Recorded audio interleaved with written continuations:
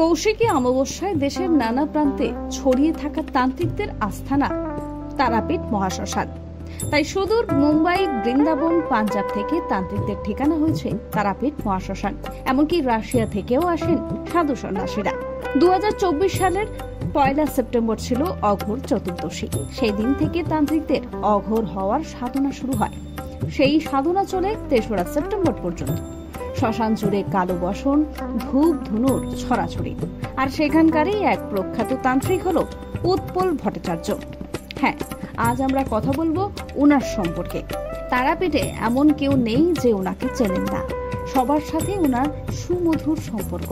তারাপীঠ মহাশ্মশানে তার যজ্ঞা অনুষ্ঠান, ধ্যানমগ্ন রূপ, নানান তান্ত্রিক ক্রিয়া এবং মুদ্রা চোখে পড়ার মতো। পরনে লাল শালু, সবসময় থাকে গলায় কঙ্কাল মুন্ডুর মালা। তন্ত্র শাস্ত্রে তার অগাধ পাণ্ডিত্য। ছোটবেলা থেকেই মন্ত্র সাধনার প্রতি কৌতূহল এবং মা তারার প্রতি ভক্তি ছিল না। পিতার পাশে বসেই মন্ত্র উচ্চারণ শুনতে শুনতে মুখস্থ করে নিতে পারেন ছোট উৎপল। আজ উনি হয়ে উঠলেন বড় তান্ত্রিক হিসেবে। তান্ত্রিক উৎপল ভট্টাচার্যর নামেই পরিচিত আজ সবার কাছে। আজ শুনবো ওনার মুখ থেকে কিছু কথা। উনি ছোট অবস্থা থেকেই এই মায়ের তারাপীঠে প্রতিদিন, তখন তো তারাপীঠ জঙ্গলাকীর্ণ, প্রত্যেক দিনই এখানে আসতেন। একবার বাবা 18 বছর বয়সে হাই স্কুলে শিক্ষকতা করতেন। শিক্ষকতা করার পরও উনি হাঁটতে হাঁটতে এই মায়ের মন্দিরে আসতেন এবং সকলে বন্ধু বান্ধব এখানে ছিল। আর তারা মায়ের পান্ডারা আমাদের শিষ্য বংশ।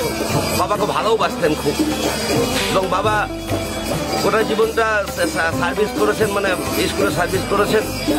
আর এই পূজা পার্বণ নিয়েই বাবা সর্বদাই থাকতেন। এই আধ্যাত্মিক ভাবনা, আধ্যাত্মিক চিন্তা আমাদের বংশই, ভট্টাচার্য বংশ, যা আমাদের এই এলাকাতে রামপুরহাট সাব ডিভিশনের মধ্যে আমাদের পূর্বপুরুষ, ধরুন আমরা প্রায় 10 পুরুষ, 11 পুরুষ কি 15 পুরুষই হবে আমরা এই তারাপীঠের এই অঞ্চলে বাস করি। বামাখাপা বাবা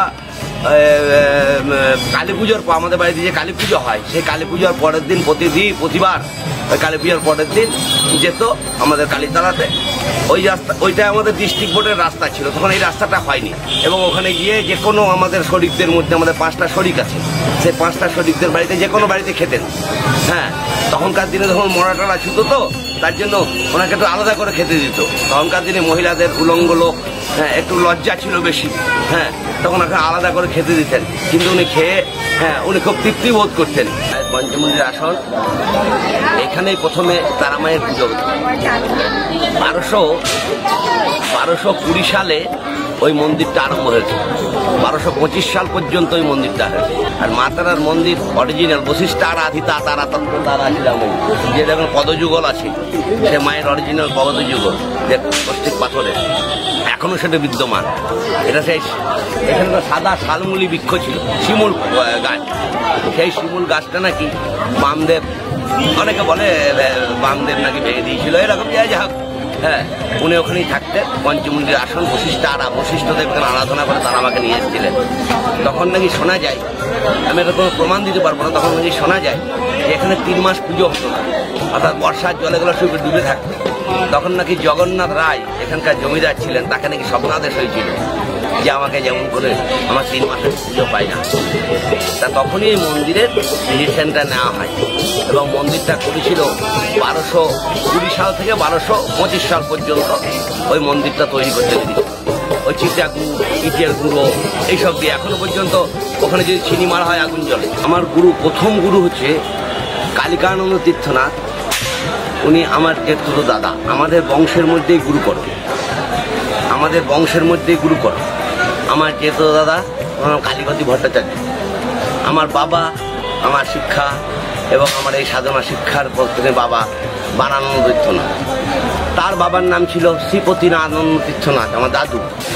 হ্যাঁ, যেহেতু সংসার থেকে আমরা তন্ত্র সাধনা করি, হ্যাঁ, সেই তন্ত্র সাধনার মধ্যে আমরা তারপরে যজমানি কিছু লোকের উপকার করার চেষ্টা করি।